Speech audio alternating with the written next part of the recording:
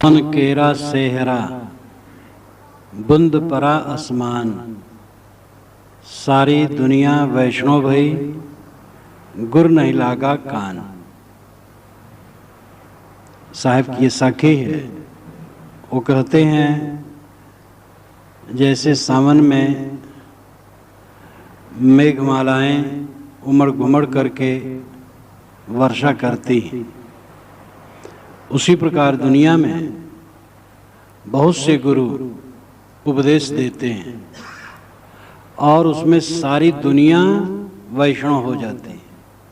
वैष्णव हो जाने का मतलब भक्त हो जाना। लेकिन गुरु नहीं लगा कान, इनके कान में गुरु नहीं लगा। रस्मी ढंग से तो लोग दीक्षित हो जाते हैं, लेकिन सच्चाई का बोध नहीं होता है। लेकिन सच्चाई का बोध नहीं होता है। रस्मी ढंग से दीक्षित होना भी अच्छा है। कोई किसी गुरु से दीक्षित हो गया और शुभ मार्ग में चलने लगा तो बड़ा अच्छा है। हर गुरु कुछ न कुछ अच्छा रास्ता बतलाता है, लेकिन सच्चाई का ज्ञान, अपने आत्मा का ज्ञान, हर दिशा में सच्चाई का ज्ञान, ये किसी बिरले गुरु से मिलता है। धर्म के क्षेत्र में चमत्कार और अलौकिकता, ये दोनों खूब चलते हैं। और चमत्कार अलौकिकता जितना हमारे दिमाग में भरेंगे उससे हम भ्रांत होंगे। वस्तु विवेक और आत्म विवेक जहां से मिले वो सच्चा ज्ञान है। वस्तु का मतलब जगत, जगत का सही विवेक मिले और आत्म विवेक मिले, अपने आप का विवेक मिले। अध्ययन के दो ही विषय हैं, स्व और पर, आत्मा और जगत। इन दोनों के विषय में साफ दृष्टि जहां से मिले वो सच्चा गुरु है। और जहां चमत्कार की बात कही गई साफ दृष्टि नहीं मिलेगी। जहां अलौकिकता की बात कही गई साफ दृष्टि नहीं मिलेगी। वकीलों की असत्यता, व्यापारियों की असत्यता और राजनीतिज्ञों की असत्यता, अन्य सामान्य लोगों की असत्यता की सभी निंदा करते हैं। लेकिन धर्म की असत्यता के विषय में निंदा नहीं, किंतु उसके तरफ हम आकर्षित होते हैं। धर्म के नाम पर चमत्कार, अलौकिकता की बात जितनी की जाती है वो असत्यता होती है और आदमी उसमें लट्टू हो जाता है। कोई आकर के कह दे इसी कॉलोनी में कहीं बैठ जाए, पार्क में बैठ जाए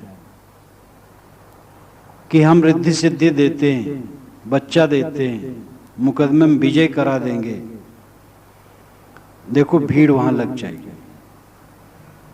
और इस कॉलोनी में अधिकतम ग्रेजुएट है, अफसर लोग हैं, क्लर्क लोग हैं, वकील हैं, जज हैं, इंजीनियर हैं, डॉक्टर हैं, लेकिन उनके पास भीड़ हो जाएगी क्योंकि सबको जरूरी है। किसी का लड़का नहीं है, किसी को धन की कमी है। समस्याएं तो सबके पास हैं, क्योंकि जिन चीजों से हम घिरे हैं वह सब कणों के जोड़ हैं, भौतिक कणों के जोड़ हैं और वे बिखरता है, वस्तुएं बिखरती हैं, सारी चीजें हरदम बिखरती। और जो साथियों का मन है वो मन भी अलग अलग है, अलग अलग रुचियों वाला है। ऐसे बिखराव से भरे संसार में हम जीते हैं। स्वाभाविक असंतोष रहता है और उस असंतोष को दूर करने का झांसा देने वाला कोई आ जाए तो देखो अनपढ़ और पढ़ा लिखा दोनों एक घाट पर उतरेंगे, अंधविश्वास में पड़ जाते हैं। धर्म के क्षेत्र में अलौकिकता और चमत्कार बहुत नुकसान करने वाली चीजें हैं, और इसी को लेकर के अधिकतम गुरु दीक्षा देते रहते हैं। सावन के पानी की तरह वर्षा करते रहते हैं। सावन केरा सेहरा बुंद परा आसमान, सारी दुनिया वैष्णव भई लेकिन गुर नहीं लागा कान। दीक्षित तो सब गुरु भक्त हो गए, लेकिन यथार्थ गुरु उनके कान में न लगे, यथार्थ बोध न हुआ। आत्मा का सच्चा बोध और वस्तु का सच्चा बोध न हुआ, इसलिए आदमी जीवन भर भटकता रहा। भगवान पाने के लिए भटक रहा है, सुख पाने के लिए भटक रहा है। भगवान और सुख आपके भीतर है। जो भीतर का किवाड़ खोल दे, आत्मदृष्टि खोल दे, वो सच्चा गुरु है। हमारे ऋषियों ने बहुत पहले जमाने में परांच खान वितरणत स्वयंभू तस्मात् परांग पश्यति नान्तरात्मन।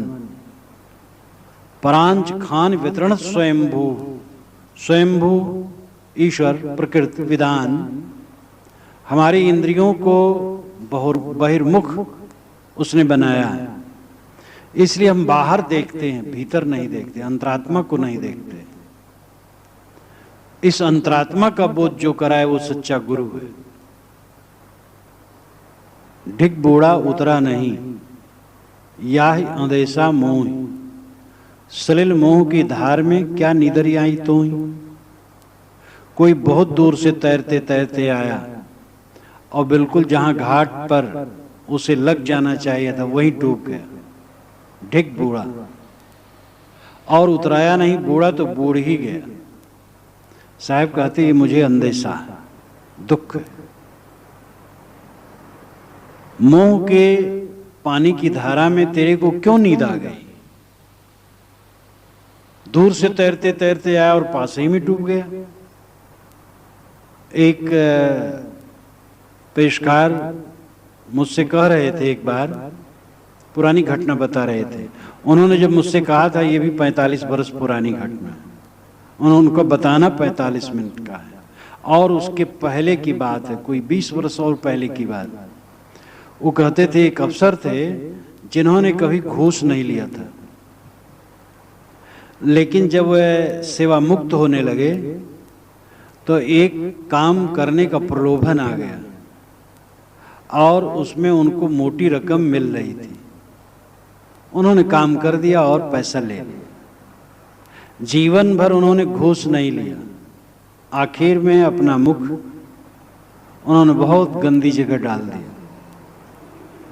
कई लोग ऐसे होते हैं, साधक होते हैं, साधना करते करते जीवन में अच्छी साधना करते हैं, बुढ़ापा में आकर के माया मोह में डूब जाते हैं। जबकि बुढ़ापा में और जगना चाहिए, तब बुढ़ापा में और माया मोह में डूब जाते हैं। कितने साधु हैं, साधना करते करते आगे ढील हो जाते हैं। साधु हो, भक्त हो, गृहस्थ हो, विरक्त हो, कोई भी हो, जो बहुत दूर तय करके आया हो और नजदीक ही में डूब जाए तो ये दुखद है। या ढिक का मतलब नजदीक का मतलब हृदय। मनुष्य का हृदय उसका सबसे नजदीक है और अपने हृदय ही में वो डूबता रहता है।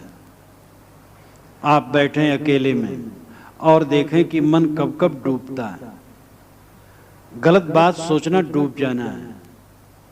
हम अच्छे बिस्तर पर बैठे हैं, साफ सुथरी जगह में बैठे हैं, मन कहाँ बैठा है? क्षण में मन कहाँ जा रहा है? ढिक बूढ़ा उतरा नहीं, पास ही में डूब गया, हृदय सागर में ही डूब गया और उतराया नहीं। मानो डूब गया फिर उतराना चाहिए। गिरते हैं सहसवार ही मैदाने जंग में, वे तिफल क्या गिरेंगे जो घुटनों के बल चले। उत्तम घुड़सवार कभी गिर पड़ते हैं, वे बच्चे क्या गिरेंगे जो घुटनों के बल से चलते हैं। अगर आदमी से असावधानी हो जाए, फिसलन हो जाए, तो फिर उठ के खड़ा होना चाहिए। कितने लोग सोचते अब तो गिर गए, अब गिरे ही रहेंगे। ये भूल है। छोटी गलतियां बड़ी गलतियां इंसान से होती हैं।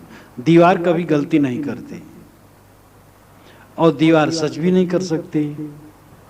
इंसान गलती करता है और इंसान सच भी कर सकता है। आप भी ये ध्यान दें, आपके संगी साथी कोई हो गलत कर दें, अगर वो क्षमा मांगे, सुधरना चाहें तो उनको अवसर दें। गलती हो गई तो उनको कोंचे ना, उनको और हतोत्साहित न करें, उत्साहित करें और उनको फिर से सोचने समझने का अवसर दें। और स्वयं गलती हो गई फिर जगने की जरूरत है। कहें कबीर चेता नहीं अजहूं पहला दिन, आज भी मानो पहला दिन है। इसलिए हमें कोई गलती हो जाने पर बैठ नहीं जाना चाहिए। बड़ी गलतियां हो जाती हैं तो इंसान काफी डामाडोल हो जाता है। छोटी छोटी गलतियां होती रहती इंसान से, छोटी गलती भी नहीं होनी चाहिए, गलती तो बिल्कुल ही नहीं होनी चाहिए। जिंदगी वही असली जिंदगी जिसमें गलती न हो। लेकिन इंसान दुर्बल हो जाता है तो उसे जागना चाहिए, गलती में पड़े नहीं रहना चाहिए। डिग बूढ़ा उतरा नहीं, या ही अदेशा मोह। आदमी अपने हृदय सागर में ही डूब गया, पास में ही डूब गया और उतराया नहीं। एक बार डूबा तो डूब ही गया। संसार में मोह की नदी बहती है, क्या उसमें तेरे को नींद आ गई? क्या नींदरी आई तो? मोह की नदी बहती। मोह की नदी कहाँ है? हमारे मन के अंदर। भरतेर जी ने कहा है, आशा नाम नदी मनोरथ जला, तृष्णा तरंगा कुला, राग ग्राहवती वितरक बेगा, धैर्य द्रुमध्वंसनी, मोहावस्तस दुस्तराति गहना प्रोक्तुम चिंता तटी, तस्या पारगता विशुद्ध मनसो नंदत योगीश्वरा। आशा नाम की एक विकराल नदी है। लंबी लंबी आशाएं आदमी करता रहता है और आशा करते करते वो जीर्ण हो जाता है और आशा की हुई चीज मिलती नहीं। आशा नाम नदी मनोरथ जला, उसमें इच्छाओं का जल भरा हुआ है। आशा नाम नदी मनोरथ जला, तृष्णा तरंगा कुला, उसमें तृष्णा के बड़े बड़े तरंग। राग ग्राहवती, राग का उसमें ग्रह जो पकड़ लेते हैं। वितर्क विहगा, और द्वेष के उसमें विहंगम है, पक्षी। राग ग्राहवती वितर्क विहगा, धैर्य द्रुम ध्वंसनी, धीरज रूपी पेड़ को उखाड़ने वाली है वो नदी। जैसे नदी के तट पर लगा हुआ पेड़ अब गिरा होता है, उसी प्रकार आशाबद्ध आदमी का मन कमजोर होता है और धीरज उसका ढीला हो जाता है। धैर्य द्रुम ध्वंसनी मोहावस्तस दुस्तराति गहना। मोह अत्यंत गहन भंवर है। जहां भंवर होता है पानी में घूमता रहता है और उसमें तृण या व्यक्ति कोई पड़े तो घूम घूम करके उसी में डूबता है। ये मोह ऐसा भंवर है कि आदमी इसमें बारंबार डूबता है। तस्या पारगता विशुद्ध मनसो नंदत योगीश्वर है। इसको वही पार करता है जो योगीश्वर है, योग करता है, अपने मन को समेटता है। आप सब योगेश्वर बन सकते हैं। कोई साधु ही के मस्तक पर नहीं लिखा योगेश्वर होने का। प्राणी प्राणी को योगेश्वर होना होगा। योग के बिना जीवन की अंतिम मंजिल नहीं मिल सकती। योग का मतलब है अपने आप को समेट लेना, अपने आप को समाहित कर लेना, अंतर्मुख होना। तो मोह की नदी है और अत्यंत भयंकर है। उसमें आदमी नींद ले लेता है। मेरा तेरा मनुआ कैसे एक होई रे, साहब का वचन है। तो उसमें है कि मैं कहता निर्मोही रहियो, तू जाता है मोही रे। मैं कहता हूं जागत रहियो, तू जाता है सोई रे। सदगुर धारा निर्मल बहती, तामे काया धोई रे। कहें कबीर सुनो भाई साधो, तभी वैसा होई रे। तो मोह की धारा में हम सो जाते हैं, बह जाते हैं, और जिनकी प्रति हमारा मोह है वो हमारे साथ नहीं। हम जिनसे मोह करते हो हमारे साथ कहाँ रहते हैं? सभी देखते हैं, संगी साथी सबके जाने वाले हैं।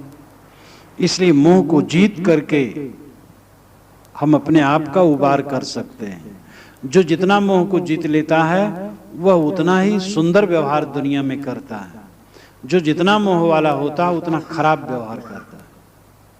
मोह के नाते से राग द्वेष में आदमी बंध जाता है और निर्मोही चित्त राग द्वेष में बंधता नहीं, इसलिए उसमें समता होती है। और जो राग द्वेष वाला होता है उसमें विषमता होती है।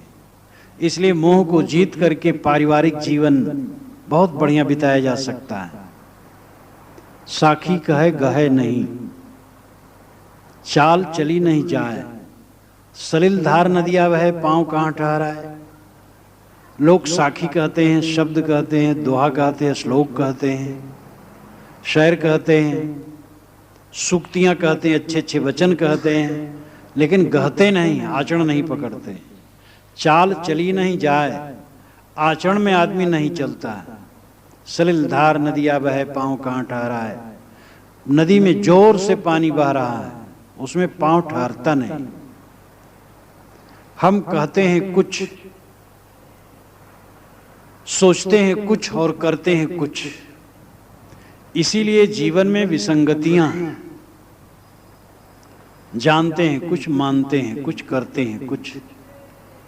जो जाने वही माने, वही करें, और वही करें, वही कहें, तो हमारा जीवन संतुलित हो जाए। साखी कहे गहे नहीं। साखी गवाह को कहते हैं। जो गवाह है, गवाही देता है, उसको साक्षी कहते हैं। वो तटस्थ होता है, निष्पक्ष होता है। कोई विवाद होता है, जब कचहरी में जाता है तो वादी प्रतिवादी की बातों पर जज निर्णय नहीं देता है, साक्षी बुलाता है, गवाही लेता है। साक्षी माना जाता है, वो तटस्थ है। इसलिए कभी भी साक्षी देने का अवसर हो तो पक्षपात नहीं होना चाहिए, प्रलोभन नहीं होना चाहिए। साक्षी का मतलब है जो तटस्थ रहे। महाराज कृष्ण ने गीता में कहा है, गुणा वर्तन्त इत्येव यो अवतिष्ठित नेंगते। गुण गुणों में बरतते हैं, ऐसा जान करके साक्षी के समान स्थित रहे। उदासीन वदासीनो गुणेरियो ना विचाल्यते। उदासीन के समान स्थित रहे, उसे गुण विचलित न कर सके। गुणा वर्तन्त इत्येव, गुण गुणों में बरतते हैं, ऐसा जानकर यो अवतिष्ठित, आत्मा में स्थित रहे। निंगते, चंचल न हो। साक्षी का मतलब ये तटस्थ रहना, निष्पक्ष रहना, निर्विकार रहना, अनुकूल प्रतिकूल, हानि लाभ, सुख दुख, संयोग वियोग में तटस्थ रहना, ये साक्षी रहना है। निर्विकार रहना साक्षी रहना है। जीवन का सच्चा सुख तभी मिल सकता है जब आदमी साक्षी की तरह रहना सीखे। एक तो साखी है दोहा, 13 और 11 मात्राओं का छंद दोहा होता है, उसी को साहब ने साखी कहा। अन्य संतों ने भी, उनके पहले के संतों ने भी साखी कहा, पीछे भी लोगों ने साखी कहा। दोहा को साहब ने साखी कहा। और साखी का अर्थ साक्षी, साक्षी दृष्टा। एक साक्ष्य है और एक साक्षी है। साक्ष्य है जो देखा जाए और साक्षी है जो देखे।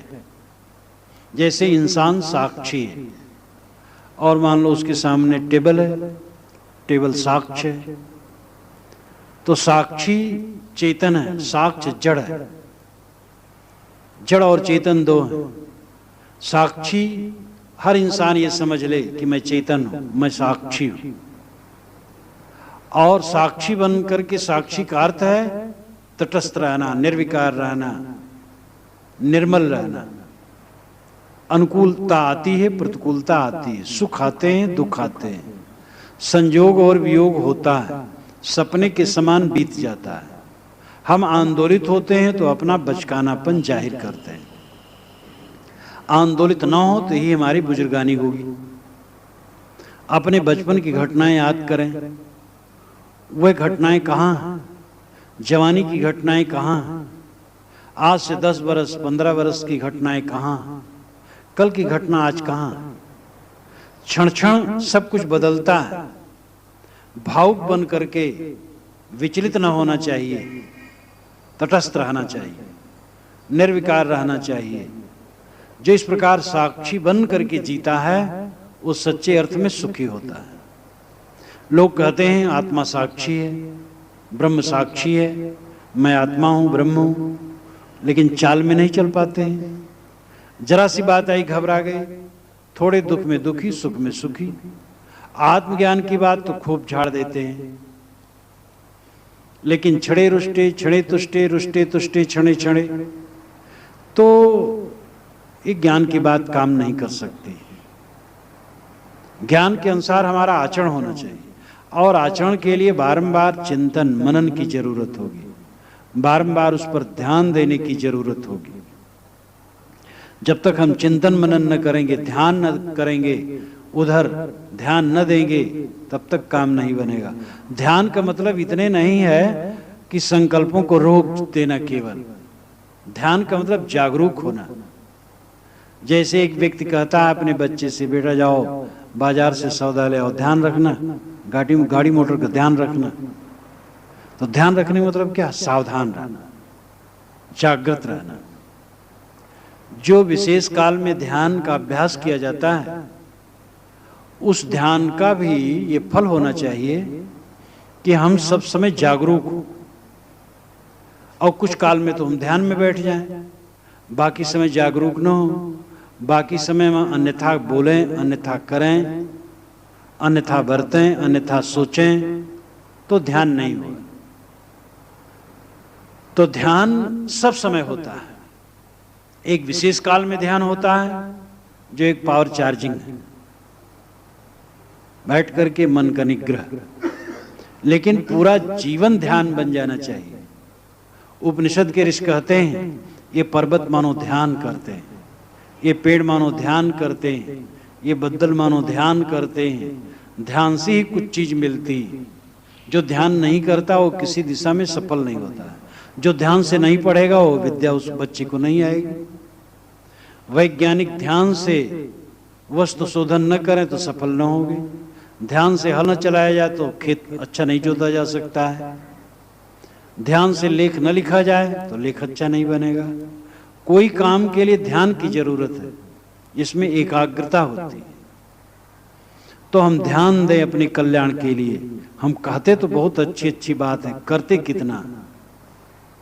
बहुत लंबी चौड़ी कह देने वाला जरूर गलत है, क्योंकि रहनी का विषय जो होता है उसमें बड़ी बोल नहीं बोली जा सकती। जब आदमी अपने रहनी को देखेगा तो जो कहने में आता है वो रहने में नहीं आता है। जब प्रयास किया जाता है धीरे धीरे तब रहनी आती है। इसलिए भड़ाक भड़ाक कोई ज्ञान की बातें बोल रहा है और अपनी डीक बघार रहा है। मैं झूठ नहीं बोल सकता, चाहे 10 लाख रुपया मिले। जो सच्चा बोलने वाला होगा ऐसा नहीं कहेगा, बहुत गंभीर होगा। आजकल नेताओं की घोषणा, कितने नेता होते, कितने मुख्यमंत्री होते, खूब घोषणा करते हैं। 10 लाख यहाँ, 20 लाख वहाँ, 50 लाख वहाँ, घोषणा करते जाते हैं और नई नई स्कीमें बनाते जाते हैं। घोषणा हो जाती, काम कुछ नहीं होता है। घोषणा को देखते हुए काम बहुत थोड़ा, घोषणा बहुत। तो इस प्रकार राजनीतिक बाजी भी दूषित है। विवेकवान घोषणा नहीं करता, कर्तव्य करता है। हम अपने अंतर को देखें और अपने आप को परिवर्तित करने के लिए चेष्टा करें। साहब कहते कहने वाले तो बहुत हैं, साखी कहे गहे नहीं। ज्ञान की बातें साखी दोहा श्लोक दृष्टांत तो कहते हैं, लेकिन ग्रहण नहीं करते। चाल चली नहीं जाए, आचरण में चला नहीं जाता है। सलिल धार नदिया बहे, पांव कहाँ ठहरा है। जोर से पानी बह रहा है, पांव ठहरता नहीं। तो इसमें हारने की जरूरत नहीं है। हमारे मन की विषयासक्ति रहनी में हमें ठहरने नहीं देती है। जो आदमी अपनी विषयासक्ति को, मोह के आवरण को जितना कम करेगा, उतना वो रहनी में ठहर सकेगा। पैसे का लोभ हमें विवश करता है और हम पैसे के लिए गलत काम करते हैं। सम्मान, धन और चीजें, मोह माया, भय, अनेक कारणों से हम गलत काम करते हैं और उसके मूल में हमारी कमजोरी, इंद्रिय लंपटता, संसार से बहुत सुख पाने की इच्छा। जो बहुत सुख पाने की इच्छा करता है वो बहुत दुख पाता है, और जो सुख पाने की इच्छा को घटा लेता है उसका दुख भी घटने लगता है, और जो बिल्कुल सुख की इच्छा छोड़ दे वो महासुखी हो जाता है। ऐसा उल्टा रास्ता है। जो सुख की इच्छा छोड़ देता है वो हर समय सुखी है। इंद्रियों से सुख पाने की इच्छा, ये पागलपन जिसने छोड़ दिया हर समय सुखी है, और जितना सुख चाहेगा उतना दुख पाएगा, उतना भटकेगा। कहंता तो बहुते मिला, गहनता मिला न कोई, सो कहंता बही जान दे जो न गहनता होए। कहने वाले बहुत मिलते हैं लेकिन ग्रहण करने वाले बहुत कम मिलते हैं। ऐसे कहने वाले को बह जाने दो जो ग्रहण न करता हो। जो केवल बात करता हो उसका क्या विश्वास है। भावुक आदमी के पंजे में कभी न पड़ना। जो आपको बहुत आश्वासन दे देता है, ये दूंगा वो दूंगा, वहां से जान बचाना। वो आदमी घाले बटिया मांझ बीच रास्ते ही में वो डालेगा। इसलिए केवल कहने वाले से काम नहीं चलता है, कहने वाला होना चाहिए। युधिष्ठिर ने महाभारत में कहा, पटका पाठका शैव चान्य शास्त्र विचिंद का सर्वे व्यसनिनो मूर्खा, यह क्रियावांश पंडिता। पढ़ने वाले, पढ़ाने वाले, सब व्यसनी और मूर्ख हैं। एक वीरी भाषा। पटका पाठका शैव चान्य शास्त्र विचिंद का, पढ़ने वाले, पढ़ाने वाले और शास्त्रों के चिंतन करने वाले, सर्वे व्यसनिनो मूर्खा, ये सब व्यसनी और मूर्ख हैं। यह क्रियावांश पंडिता, जो आचरण संपन्न है वो पंडित है। तो वाणी तो बहुत बढ़ गई, आचरण कर गया। एक दाहिना कदम मैं बहुत आगे कर दिया और बाएं कदम बहुत पीछे, तो इसका मतलब है ना हम खड़ा रह पाएंगे और न बैठ पाएंगे, गिर पड़ेंगे। जानकारी का कदम बहुत आगे, आचरण का कदम बहुत पीछे, तो क्या दशा होगी। अधिक जानकार आदमी जो आचरण नहीं करता है, अपने ज्ञान की जानकारियों के आधार पर अपने दोषों को निरंतर ढांकता है। एक महात्मा का मैंने भाषण सुना, तो भाषण में उन्होंने कहा, पहुंचा भाषण दे रहे थे, भारत प्रसिद्ध है, बहुत प्रसिद्ध नहीं लेकिन हाँ काफी प्रसिद्ध है। उन्होंने कहा कि भगवत भक्त में दूषण है तो भूषण ही है। और वे प्रसिद्ध हैं, जो जानते हैं उनको जानते हैं कि कैसे हैं। भगवत भक्त में दूषण है तो भूषण ही है। अगर कोई भगवान का भक्त है और दुराचारी है तो चलो सदाचारी है। अगर भगवत भक्त दुराचारी हो तो सदाचारी की आशा कहाँ की जाएगी। अगर ज्ञानी दुष्कर्म करता हो तो फिर सामान्य आदमी को आदर्श कहाँ मिलेगा। तो जो ज्ञान बहुत जान लेता है और आचरण नहीं करता है, वह अपने ज्ञान की बातों से अपने दुराचरणों को ढांकता है, इसलिए उसके लिए दोषकर हो जाता है। ज्ञानम सताम मानमदादिनाशनम केशात्रम तन्मदमान कारणम स्थानं विविक्तम यमुनाम विमुक्तया कामातुराणाम मतिकाम कारणम। ये भी भर्तृहरि जी का मंत्र है। अपात्र में ज्ञान मानमत का कारण बनता है, सुपात्र में ज्ञान मानमत को मिटाता है। एकांत में कामी जाता है तो कामातुर हो जाता है, और ज्ञानी जाता है तो समाधि लाभ करता है।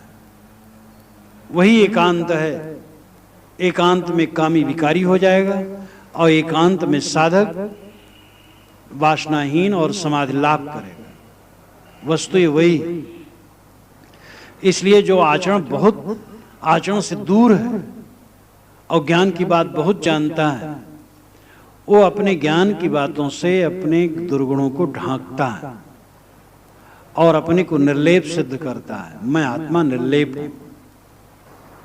अप्पे दीक्षित ने भी कहा, नीतिज्ञा वेदज्ञा पे भवन्ति शास्त्रज्ञा ब्रह्मज्ञा प्लभ्या सुज्ञान ज्ञानिनो विरला। नीत के जानने वाले दुनिया में बहुत हैं, और नियत ज्योतिष शास्त्र के जानने वाले भी बहुत हैं। नीतिज्ञा वेदज्ञा, वेदों के विद्वान भी मिलेंगे काफी। शास्त्रज्ञा, शास्त्रों में भी निष्णात मिलेंगे। ब्रह्मज्ञा ब्रह्मज्ञानी भी बहुत मिलेंगे, लेकिन स्व अज्ञान ज्ञानिनो बिरला, अपने अज्ञान को जानने वाला बिरला होगा, अपनी कमजोरियों को समझने वाला बिरला होगा। इसीलिए मंत्रोविद, वेदविद और वेद्यविद, इन तीनों में वेदविद श्रेष्ठ माने जाते हैं।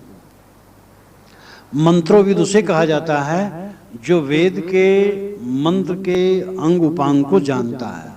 शिखा, ध्वजा, जटा, माला, वेद के कई अंग उपांग होते हैं मंत्र के, उस सबको जाने और स्वर जाने, कहां पर मंत्र के किस अंश में पहुंच करके कैसा स्वरोच्चारण करना चाहिए, सस्वर पाठ करता हो, उसको मंत्रोविद कहते हैं। दूसरा वेदविद होता है, यानी वेद के मंत्रों के अर्थों को ठीक से जानता है और उसकी बढ़िया व्याख्या कर लेता है। और तीसरा होता है वेद्यविद। वेद्य नाम जानने योग्य, जानने योग को जानने वाला, वो निरक्षर भी हो कोई हर्ज नहीं, जानने योग को जो जानता है वो श्रेष्ठ है। मंत्रविद से श्रेष्ठ है, वेदविद से श्रेष्ठ है वेद्यविद, जानने योग को जानने वाला। और जानने योग को न जाना, ये मंत्र, ये शब्द, ये ज्ञान की ढेर से मेरा कल्याण न होगा, वो जब आचरण में बदलेगा तब कल्याण होगा। इसलिए साहब कहते कहनता तो बहुते मिला, गहनता मिला न कोई नहीं मिला, इसका मतलब है कम मिलते हैं। सो कहनता वही जान दे जो न गहनता हो, एक एक निर्वारिये जो निर्वारी जाए, दो मुखों का बोलना घना तमाचा खाए। कोई कबीर साहब पास आया, एक प्रश्न किया, वो उत्तर देने लगे, बस दूसरा प्रश्न कर दिया, तीसरा करने लगा। साहब ने कहा भाई देखो एक एक निर्वारी है, एक बात को और उसको सुनो, पहले उसका निर्णय हो जाए तो अगला प्रश्न करो। एक एक निर्वारी है जो निर्वारी जाए, दो मुखों का बोलना घना तमाचा खाए। ये दो मुखी बात करोगे तो तमाचा खाओगे, इसलिए एक एक बात का निर्वार करो। कुछ ऐसे प्रश्नकर्ता होते हैं, वो सोचते हैं चलो महात्मा देखो देखे कितने पानी में है, दो मुखों का बोलना घना तमाचा खाए। ये दो मुखी बात करोगे तो तमाचा खाओगे, इसलिए एक एक बात का निर्वार करो। कुछ ऐसे प्रश्नकर्ता होते हैं, वो सोचते हैं चलो महात्मा देखो देखे कितने पानी में है, वो पानी थाने आते हैं, एक प्रश्न के बाद दूसरा तीसरा करते हैं, उनको सुनना कुछ नहीं। कितने लोग होते हैं अपने मत को सिद्ध करने के लिए चेष्टा करते हैं, कहीं भी जाए अपने मत को सिद्ध करने के लिए न जाए, कुछ ग्रहण करने के लिए जाए। मैं कभी भी महात्माओं के पास गया, किसी महात्मा के पास सुमत परमत अभी भी संजोग पड़ जाता है, तो मैं ऐसा चाहता हूं कि मुझे कोई जाने ना, कि लिखते हैं, पढ़ते हैं, बोलते हैं, ये हैं, सब कुछ न जाने, जिससे कि वह अपनी बात कह सके। और जहां हमारा प्रदर्शन हो जाएगा वो आगे रुक जाएंगे। और जहां जाता हूं बात करता हूं, उनसे सुनता हूं, अपनी बात उसमें रख करके रोकता नहीं, सुनता हूं और नमस्कार करके चल देता हूं। मस्जिद में जाने का मुझे अवसर पड़ा, गिरजा में जाने का अवसर पड़ा, जहां अवसर होता है मस्जिद में चला जाता हूं, गिरजा में चला जाता हूं, हिंदू मंदिरों में तो जाता ही, उसमें तो मेरे कार्यक्रम ही होते रहते हैं। कितने बार शिव मंदिर में, राम मंदिर में, कृष्ण मंदिर में प्रवचन होते रहते हैं। तो कहीं जाकर के अगर ग्रहण करना है तो विवादी बन करके काम नहीं हो सकता है। एक तो अगर मुझे किसी सिद्धांत में पक्का निश्चय है और दूसरे एक सिद्धांत के पास गए और विवाद करने लगे तो कुछ फल नहीं है। वहां तो हम ऐसी चीज ग्रहण करें कि जो काम की है, जो हमारे लायक है, और जिसमें मतभेद है उस बात को छोड़ दें। व्यवहार की भी बात यह है, दो व्यक्ति जब मिलें तो वहां से बात शुरू करनी चाहिए जहां दोनों में बात बैठती हो। दोनों में मतभेद हो वहां से बात नहीं शुरू करना चाहिए। और ये बात की बहुत बड़ी असफलता होती है। कई लोग होते हैं बस वहां बात शुरू करते जहां दोनों में भेद होता है और व्यवहार कट हो जाता है। दो व्यक्ति जब मिलें तो मिलने के बाद जब छूटें तो फल ये होना चाहिए कि दोनों के प्रति अपने मन में एक स्निग्ध भावना लाएं, एक प्रेम उत्पन्न हो गया हो, लगाव हो गया हो, स्नेह उत्पन्न हो गया हो। तुड़ाव हो गया हो, कटुता हो गई हो तो कोई फायदा नहीं होगा। इसलिए बात बोलने में बड़ी सावधानी की जरूरत है, बहुत सावधानी की आवश्यकता है। कहीं हम जाए विवाद न करें, व्यवहारिक क्षेत्र हो या धार्मिक क्षेत्र हो, विवादी न बने, सार लें, उपदेश ग्रहण करें। एक बार तो एक मौलवी हमें मिले, वो खूब जन्नत का वर्णन करने लगे, खूब। बस में बैठा, वो भी बैठे और बस छूटने की देरी थी, तो जो वर्णन करने लगे जन्नत में स्वर्ग में जाएंगे तो ऐसा सुख मिलेगा, वैसा सुख मिलेगा, और वो जो वर्णन मैं चुपचाप एकदम सुनता रहा। उन्होंने भी समझा होगा कि बहुत भक्त आदमी मिल गए। तो काफी देर जब कह लिए तो जब गाड़ी चलने लगी तो घरघराने लगी। तो मैंने कहा बाबा आप सुनाई नहीं देता है, अब आप क्षमा करें। तो चुप हो गए। तो और बाएं तरफ और लोग भी बैठे थे, वो भी उसी समाज के थे। तो उन्होंने कहा महाराज आपको ये कैसे लगा? तो एक से मैंने धीरे से कहा मैं नहीं समझ पाता हूं ऐसे कोई आकाश में कुछ जन्नत उन्नत है। तो जब वो पता पाए तो कहे हाँ हाँ आप नहीं मानेंगे। फिर वो समझे कबीर बनती है, कहे आप नहीं मानेंगे। लेकिन उनसे मैंने नहीं कहा कुछ, सब पूरा सुनता रहा उनका। इसलिए कहीं कोई ऐसी भी बात कह रहा हो कि जो हम समझते काल्पनिक है, ठीक है सुन लो थोड़ा, उसके मन को संतोष मिल जाएगा। विवादी नहीं होना चाहिए।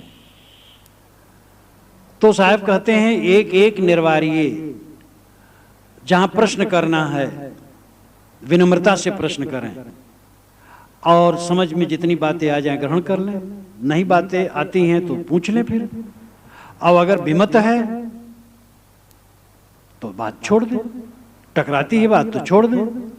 साहब ने इसके लिए तरीका बताया, अपनी कहे मेरी सुने, सुन मिल एक हो। अपनी बात कहे मेरी बात सुने और सुन करके मिल करके एक हो जाए। ये सत्संग का फल है, संगत का फल है, एक जगह बैठने का फल है। ये केवल आध्यात्मिक ज्ञान के लिए नहीं, व्यवहार के लिए भी, व्यवहार की बातों में भी तालमेल बैठाए रखना। पति पत्नी में लोग व्यवहार नहीं रख पाते हैं, लड़ते रहते हैं, पिता पुत्र में, भाई भाई में। तो एक दूसरे को न समझना है, हमें एक दूसरे को समझना चाहिए। और बात की मधुरता की महती आवश्यकता है। मनुष्य के जीवन में बात का बहुत बड़ा मूल्य है। एक मनुष्य में ही बात है और कहीं बात नहीं। बात रोग इसी को है। पशु पक्षी कीड़े मकोड़ों में बात हम नहीं जानते, हो सकता उनके कुछ हो। मनुष्य में वर्णात्मक शब्द है, कहता है, सुनता है, समझता है, और इसी का मन फूलता और पचकता है। थोड़ी बात अपने मन के अनुकूल न आई तो बहुत दिनों तक खटकता है। बैल के सामने गाली गुप्ता दे दो, वो पागुर मारेगा, मानो आप ही का मजाक कर रहा है। लेकिन आदमी के लिए कह दो हाँ अच्छे तो हैं, इतना कह दो तो अच्छे तो हैं मतलब गड़बड़ भी है, ये हम अर्थ लगा लेंगे और पीड़ित हो जाएंगे। तो आदमी बहुत चुटाता है, सबके मन में घाव है, पहले से घाव है, तनिक तनिक में दुखी होता रहता है। इसलिए किसी को दुख न दो, ये ध्यान रखो। मीठा वचन का प्रयोग बहुत जरूरी है। एक एक निर्वारिये जो निर्वारी जाए, दो मुक्का बोलना घना तमाचक है। कहीं भी निर्णय का वचन सुनो, समझो, ग्रहण करो, निर्विवाद रहो। जिब्बा केरे बंद दे बहु बोलन निर्वार, पारखी से शंकर गुरुमुख शब्द विचार। साहब कहते जिब्बा केरे बंद दे, जिब्बा में ताला लगा दो। बहु बोलन निर्वार, बहुत बोलना छोड़ दो, कम बोलो। बहुत बोलोगे तो बिना झूठ बोले रह नहीं पाओगे, ज्यादा बोलोगे तो झूठ बोलोगे, लंबी चौड़ी हो जाएगी। बहुत बोलोगे तो खर्च भी बोल दोगे, कट बोल दोगे, लल्लो चप्पो भी करोगे, अन्यथा बातें आएंगी। बहुत बोलने से दिमाग भारी होगा और मन उलझेगा, अगला आदमी भी उलझेगा, क्योंकि बहुत बातें जो होती हैं वो सब ठीक नहीं हो पाती। हमारे दो आंखें हैं और दो कान हैं और जीभ एक है। 4 बात देख सुन करके एक बात बोले तो अच्छा हो, लेकिन हम देखें सुने चाहे कम, बोलते ज्यादा है। बोलने की आदत, कोई कोई तो ऐसे सरपट से बोलते हैं कि बीच में घुस नहीं सकते। एक सज्जन तो आए मिलने, दूर से आए, वो इतना बोले सरपट। तो जब वो 15 मिनट तक बोलते रहे, मैंने कहा अच्छा चुप हो जाओ, थोड़ा चुप हो जाओ। तब कुशल मंगल और पूछा उनसे और बात किया, तो मैंने उनसे कहा कि बतलाओ कि जो बोलने की तुम्हारी आदत है इस पर ध्यान देते हो? कहे साहब लोग भी कहते हैं और मैं भी ख्याल तो करता हूँ, बहुत गलत है, लेकिन फिर बह जाता हूँ। हमके वीर वही जो स्वभाव ही जीते, वीर वही जो स्वभाव को जीते, गलत स्वभाव को जीते। तो कम बोलना बहुत जरूरी है। जिह्वा केरे बंद दे, जिह्वा में ताला लगा दो, बहु बोलन निर्वार, बहुत बोलना छोड़ दो। एक चीज का अभ्यास करो, देखो आपको कितनी शांति मिलेगी। आज से शुरू कर दो, कम बोलना शुरू कर दो, घर में भी बात कम होगा। और ये बात नहीं बिल्कुल बोलना बंद करो तो गड़बड़ हो जाएगा, लोग समझेंगे गुस्सा में है। इसलिए उचित बोलो, कोई बुलावे तब बोलो, और जरूरत हो तब बोलो, बिला वजह न बोलो। तो जिह्वा केरे बंद दे, बहु बोलन निर्वार, पारखी से संग करो, पारखी की संगत करो। साहब पारखी के लिए बहुत राय देते हैं। आप जब मंदिर में आते होंगे तो स्तंभ में लिखा है पारक। पारक का शुद्ध शब्द है परख, परख नाम परीक्षा। पारक का भी अर्थ हुई परीक्षा, ज्ञान, अनवीक्षी विद्या। अनवीक्षी विद्या हमारे यहाँ का प्राचीन शास्त्र कौटली अर्थशास्त्रम में शुरू ही में अनवीक्षी विद्या बताई गई है। अनवीक्षी त्रयी, वार्ता और दंड, 4 विद्याएं।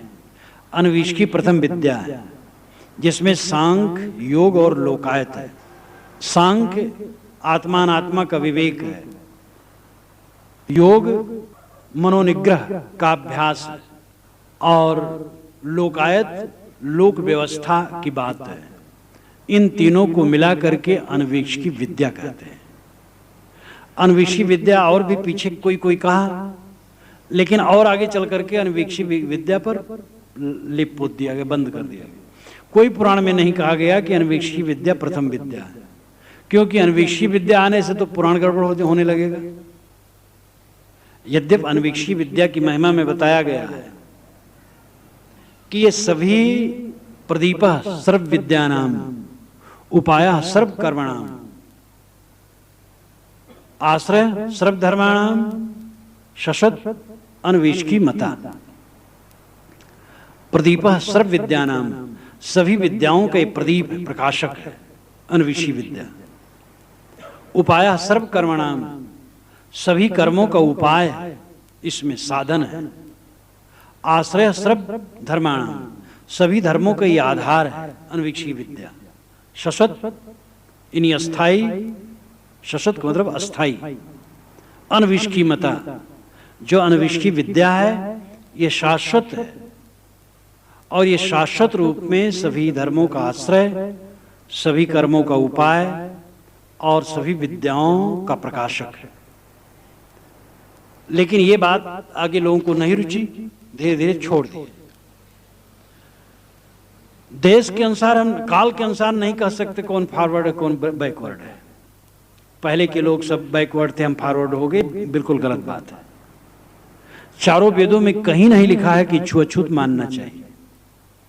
पुराणों में छुआछूत घोर लिखा है, धर्मशास्त्रों में घोर, यहां तक कि शूद्र की परीक्षाएं पड़े तो सचैल स्नान करना चाहिए। चैल कहते कपड़ा को, शूद्र की परीक्षाएं पड़ जाए तो कपड़ा के सहित नहाना चाहिए। यह धर्मशास्त्र में लिखा है, स्मृतियों में। वेद, चारों वेदों में कहीं ये सब नहीं लिखा है, बल्कि ये लिखा है समानी प्रभा सहो अन्न भागा, हमारी पौशाला एक हो, हम एक साथ भोजन लें। अब बताओ बैकवर्ड वेद के ऋषि थे कि धर्मशास्त्र के ऋषि? अद्वैत के ऋषि पहले हुए, लेकिन वो फॉरवर्ड थे, पीछे के लोग बैकवर्ड हो गए।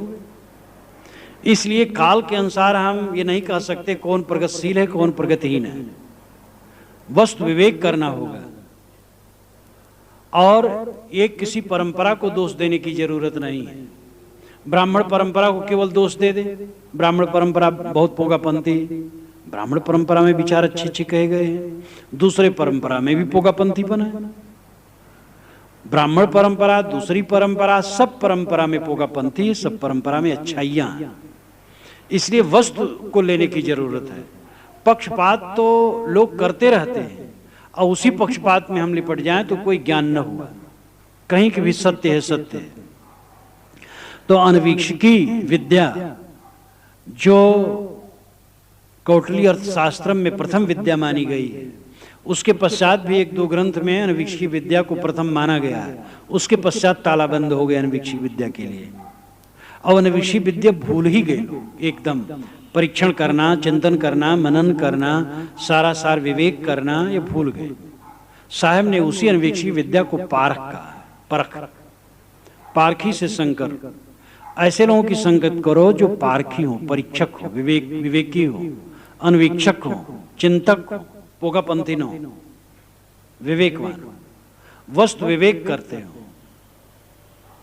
वस्तु विवेक, छल्ला पहनो, ये छल्ला पहनो तो शांति मिलेगी, और ये नग पहनो तो ये काम हो जाएगा, ये नग पहनो तो ये काम हो जाएगा। नग पहनने से कई काम हो जाएगा। छल्ला पहनोगे उंगली खराब होगी, गंदगी जमेगी, यही फायदा होगा और कुछ फायदा नहीं होगा। ठंडी में ठंडा है, गर्मी गर्माएगा और उंगली वहां खराब हो जाएगी और गंदगी जमेगी। उसी हाथ से भोजन करना, गंदा भोजन करना होगा और लाभ कुछ भी नहीं होगा। तो अनवीक्षिकी विद्या हो, परख हो, विवेक हो तो हम समझें। अनेक अंधविश्वासों में हम डूबे रहते, भटकते रहते। तो पारखी से संकर विवेकवानों की संगत करो जो सारा सार निर्णय करते हो, और गुरुमुख शब्द विचार, गुरुमुख शब्दों का विचार करो। गुरुमुख शब्द क्या है? जो गुरु के मुख से निकले। प्रामाणिक गुरु के मुख से निकले तब तो बढ़िया है, लेकिन प्रामाणिक अप्रामाणिक गुरु की परीक्षा आप क्या करेंगे? इसलिए निर्णय वाणी ही गुरुमुख है। अगर दीवार पर लिखा है 2 2 4 तो गुरुमुख है, और कोई गुरु नामधारी कहे 2 2 5 तो गुरुमुख नहीं। इसलिए गुरु शिष्य के बीच में शब्द करे निर्वार। गुरु शिष्य के बीच में शब्द ही निर्वार करता है। गुरु भक्ति बहुत बढ़िया है और गुरु के बिना कल्याण नहीं है, लेकिन गुरु पूज्य होता है, इसलिए कोई भी गुरु बन जाता है, हम भी पूज्य हो जाएंगे। और कुछ भी उल्टा सीधा चला देता है। इसलिए गुरु पर भी विवेक करने की जरूरत है। सब गुरुओं का गुरु कौन है? ये जीव है। जीव ही तो सोचता है ये गुरु अच्छा है, गुरु गलत है। और कई बार आदमी का एक गुरु कर लेता है, जब समझ में आता ठीक नहीं तो उसको छोड़ देता, दूसरा गुरु कर लेता है। तो गुरुओं का गुरु जीव है और उसे विवेक करना चाहिए, विवेकी बनना चाहिए। हर जगह विवेकवान बनो, अंधविश्वास में न पड़ो। अब देखो उस बरस जब सूर्य ग्रहण हुआ था, इतना हल्ला हुआ, इतना हल्ला हुआ कि जो उसको ताकेगा आंखें फूट जाएंगी। और पशु के बच्चे तो खाट के अंदर में रखो, ढक लो, नहीं तो उनका सब जोखिम हो जाएगा। निकलो न कोई। वो सुलेमसराय का ये सड़क सब बंद हो गया, एकदम शांत हो गया था। हमारी कॉलोनी में भी तो इतनी बस्ती तो नहीं थी, नहीं सब एकदम सनामन, सबके फाटक बंद। फिर हमारे साधु निकल करके कॉलोनी में बात करने लगे, पुकारने लगे, रे भाई खोलिए, क्यों आप लोग परेशान हैं? तो एक हल्ला कोई मचा दे, भटक जाते हैं लोग, विवेक नहीं कर पाते। और इसमें तो विज्ञान भी बखारा गया था कि नहीं, वैज्ञानिक कह रहे हैं। कितनी ऐसी चीजें हैं जो बिल्कुल स्थूलतम है, लेकिन हम अंधविश्वास में लटक जाते हैं। तो विवेकी की संगत करो और गुरुमुख शब्द विचार, निर्णय वाणी का विचार करो। निर्णय वाणी वही है जो प्रकृत संगत है, युक्त संगत है, तर्क संगत है। जो तर्क संगत नहीं वो निर्णय वाणी नहीं है। असंभव दोष युक्त है वो निर्णय वाणी नहीं है।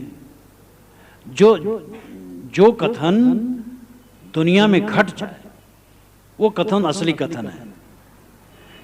किसी शास्त्र या किसी महापुरुष की वाणी होने की वजह से वैसी घटना दुनिया में नहीं हो जाती, किंतु दुनिया में जो घटना घटती है उसका प्रतिपादक वचन ही शास्त्र वचन हो सकता है। नाह्यागमः सहस्र घटम पुटितम इष्टे। वाचस्पत मिश्र ने कहा, वाचस्पत मिश्र हुए हैं शंकराचार्य स्वामी के बाद। शंकराचार्य स्वामी के प्रस्थानत्रयी के भाष्य पर उन्होंने भाष्य किया है, तब शंकराचार्य स्वामी का भाष्य प्रसिद्ध हुआ है। और वह सर्व दर्शन कानन पंचानन कहे जाते थे। सभी दर्शनों के जंगल के सिंह। वह जिस दर्शन की टीका करते थे तो उसी का समर्थन करके करते थे, छल नहीं करते थे। उन्होंने वेदांत पर किया, सांख्य पर किया, न्याय पर किया और शास्त्रों पर किया, और जहां जो किया एकदम जम के किया। और बहुत प्रतिभावान, बहुत उदार स्वामी शंकर ही जिसका अर्थ अपने ढंग से कर डाला एक आग्रह बस, वाचस्पत मिश्र ने वैसा नहीं सोचा, उदारता से किया। तो उनके वचन में आता है, नाह्यागमः सहस्र घटम पुटितम इष्टे। हजारों वेद वचन घड़े को बड़ा नहीं बना सकते। वेद वचन से हम सिद्ध करें कि ये टेबल सोने का है, टेबल सोने का ही नहीं, लकड़ी का है। वेद वचन होने की वजह से सोने का नहीं हो जाएगा। गुरु वचन होने की वजह से रात का दिन और दिन का रात नहीं हो जाएगा। इसलिए गुरु वचन वही है जो निर्णय हो। निर्णय पर ध्यान दो। जाके जिब्भा बंद नहीं हृदय नाही सांच, ताके संग न लागिए घाले भटिया मांच। जिसके जीव में लगाम नहीं है, जाके जिब्भा बंद नहीं, जो अपनी जबान में लगाम नहीं रखता है, बिला वजह बोलता रहता है। और हृदय नाही सांच, हृदय में सच्चाई नहीं है। ताके संग न लागिए, उसकी संगत कभी मत करो। घाले बटिया मांझ, वो रास्ते में छोड़ देगा, बीच धार में तुम्हें डुबाएगा। इसलिए बकवादी आदमी पर विश्वास मत करो, जो बकबड़ी है, बतबड़ी है, बात बढ़ाता रहता है, लंबी चौड़ी हाँकता रहता है, उसकी बात पर विश्वास न करो। सच्चाई चाहिए और मितभाषी होना चाहिए। भाषण में 4 गुण होने चाहिए। सत्य बोले, प्रिय बोले, हित बोले, मित बोले। सत्य, प्रिय, हित, मित। सत्य बोलना चाहिए और सत्य को जितना संभव हो प्रिय बोलना चाहिए। सत्य कट हुआ करता है, लेकिन जितना संभव हो उसको मीठा बनावे। लोग कहते हैं जमाना झूठ का है। आपका लड़का पढ़ने जाए और बीच में खेल खाल के चला और कहे पिताजी पढ़ाया, अब आप पता पाओ, वो कहे पिताजी जमाना ही झूठ का है, आप क्षमा नहीं करोगे। आप झूठ कह करके किसी को धोखा दे दो, लेकिन आप सब्जी खरीदने गए और झूठ बोल करके आपको सब्जी वाले ने ठग लिया, अब आप जान पाए, वो कहे भैया जमाना ही झूठ का है, आप क्षमा नहीं करेंगे। आपका झूठ क्षम्य होना चाहिए, दूसरे के झूठ आप क्षम्य नहीं मानते। लेकिन ये समझ लो, हमारा और आपका सबका झूठ ये प्रकृति क्षम्य नहीं मानती। प्रकृति में क्षमा नाम की चीज नहीं है। प्रकृति में फल है, जो करे वो फल सामने आए। लहसुन प्याज खाए दुर्गंधिक डकार आए, आम अमरूद खाए सुगंधिक डकार आए, उसमें क्षमा नहीं होती। इसलिए जो हम अपने को धोखा देते रहते हैं, क्षमा करवाने की भावना और गंगा में नहा करके पाप काटने की भावना, अपने को धोखा न दें। सावधान हो, जो करेंगे भरेंगे। हमारे कर्म अंतःकरण में निरंतर प्रतिबिंबित होते रहते हैं। जो हम वाणी से, मन से और इंद्रियों से करते हैं, उनके संस्कार हमारे अंदर में पड़ जाते हैं और सहज धुलने वाले नहीं हैं। इसलिए बड़ी सावधानी से करनी चाहिए। तो सत्य बोलें, जितना संभव हो सत्य बोलें, और सत्य को मीठा करके बोलें। सत्य बोलें, प्रिय बोलें और हितकर बोलें। ये नहीं लल्लो चप्पो की बात बस लंबी चौड़ी करते गए हित, तो ये ठीक नहीं है। हितकर बोलें, और कम बोलें। कम बोलने से बाहर से भी व्यक्तित्व गंभीर होता है, लोग भी वजनदार मानते हैं और अंदर में शांति आती है, विवाद नहीं बढ़ता है। कोई भी कम बोल करके देख ले, उसको शांति मिलेगी, विवाद घटेगा और अंदर से उसको गंभीरता लगेगी। तो जाके जिब्भा बंद नहीं हृदय नाही सांच, ताके संग न लागी खाले बटिया मांझ। ऐसा मित्र कभी न करना जो बड़ी हो, बात बढ़ाता हो, बहुत लंबा चौड़ा कहता हो और जिसमें असत्यता हो। असत्य बोलने वाला आदमी तो पता नहीं क्या कर डाले। प्राणी तो जिब्भा डिगा, छिन छिन बोल कुबोल, मन के घाले भरमत फिरे काले देत ही डोल। साहब कहते हैं मनुष्य तो जिब्भा को डिगा दिया, अपनी वाणी का मूल्य ही नहीं समझता है। वाणी का बहुत बड़ा मूल्य है।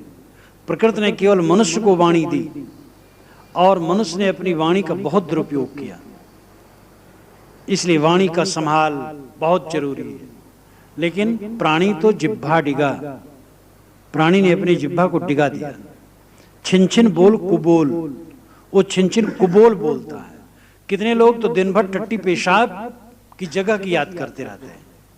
हर बात में जब बोलेंगे तो टट्टी की जगह का नाम लेंगे या पेशाब की जगह का नाम लेंगे। ये उनकी बहादुरी है। गाली गुप्ता देते रहेंगे, बच्चों को गाली देते, अपने लड़के को गाली देते हैं। गाली देने का मतलब है फूहड़पन, अपना स्वभाव खराब करना, दूसरे को भी उत्तेजित करना। गाली देना, कट बोलना, अश्लील कहना, खर्च कहना, लल्लो पत्तो करना भी गलत है। गंभीर वचन होना चाहिए और कम बोलने में वो गुण आ जाएंगे। तो प्राणी तो जिब्भा डिगा, छिन छिन बोल कुबोल, वो छिन छिन कुबोल बोली बोलता है। जो नहीं बोलना चाहिए वो बोलता है। और इसीलिए घर में, समाज में, ऑफिस में और कारखाने में, कार्य क्षेत्र में, हर जगह द्वंद है। अगर वाणी का संयम हो जाए, बहुत संयम हो जाए, मन के घाले भरमत फिरे काले ही देत ही डोल। मन के घाले, घाले नाम नाश करना, घाले नाम छोड़ देना, गिरा देना, डाल देना। ये मन भ्रम चक्र में इसको डाल देता है और काल का हिडोला देता। काल ही देत हिडोल, काल नाम कल्पना, कल्पने की हिडोला में जीव झूलता रहता है और निरर्थक बोलता है, निरर्थक सोचता है, निरर्थक करता है और निरर्थक ही नहीं अनर्थक भी करता है। जैसे कोई नशा खा ले और अन्यथा बोले, अन्यथा करे, तैसे हर इंसान मानो नशा खाए, अपने वश में है ही नहीं। बोल करके पीछे पछताता है, काम करके पीछे पछताता है, ज्यादा खा करके पीछे पछताता है, गलत काम करके पीछे पछताता है। समझदार वह है जो पहले से सावधानी बरते। गलतियां हमसे, आपसे, सबसे होती। हमें और आपको कमर कसना चाहिए कि गलतियां न हो, गलतियां घटें, घटते घटते गलतियां खत्म हो, बड़ी गलती न हो, छोटी गलतियां जो होती वो भी घटें। और गलतियों को दूर करना ही जीवन का सुधार है। परमात्मा, मोक्ष, परमानंद, परम सुख, ये जितने शब्द कहे जाते हैं सबका फलितार्थ एक है जो मनुष्य के दिल में ही है। जब उसका जीवन पवित्र होगा, मन वाणी कर्म पवित्र होंगे, तो घटना घटेगी जीवन में ही। इसी जीवन में उसे ब्रह्म की प्राप्ति, मोक्ष की प्राप्ति, परमानंद की प्राप्ति, खुदा की प्राप्ति, गॉड की प्राप्ति, जो कह ले हो जाएगी। प्राप्ति क्या, वो तो प्राप्त ही है। जिसे हम प्राप्त करना चाहते हैं वो नित्य प्राप्त। प्राप्त जीव इच्छा नहीं, केवल हंत छुड़ाओ। जीव को कुछ पाने की इच्छा नहीं करना, केवल अहंकार छुड़ाना है। ये अहंकार विकार छोड़ दे तो जिसे हमें पाना है वो पहले से मौजूद है। राम पहले से मौजूद है हमारे में। तो इसीलिए कबीर साहब बारंबार जोर देते हैं, उनकी वाणी ही अनवीक्ष की विद्या है। वो शुरू से आखिर तक बारंबार इसी पर जोर देते हैं कि तुम अपने आप को निखारो। सोनार सोना को गलाता है, सुहागा डाल करके शुद्ध करता है, फिर पीटता है, पत्थर बनाता है, झुकाता है, नक्काश करता है, संवारता है, शुद्ध करता है, एकदम बढ़िया आभूषण बना लेता है। हम अपने जीवन को यही करें, इसको तपाएं, गढ़ें, बनावें, सुंदर करें, तभी ये सुंदर आभूषण बनेगा, तभी ये जीवन की सफलता होगी और हमारे जीवन में तभी सच्ची शांति आएगी।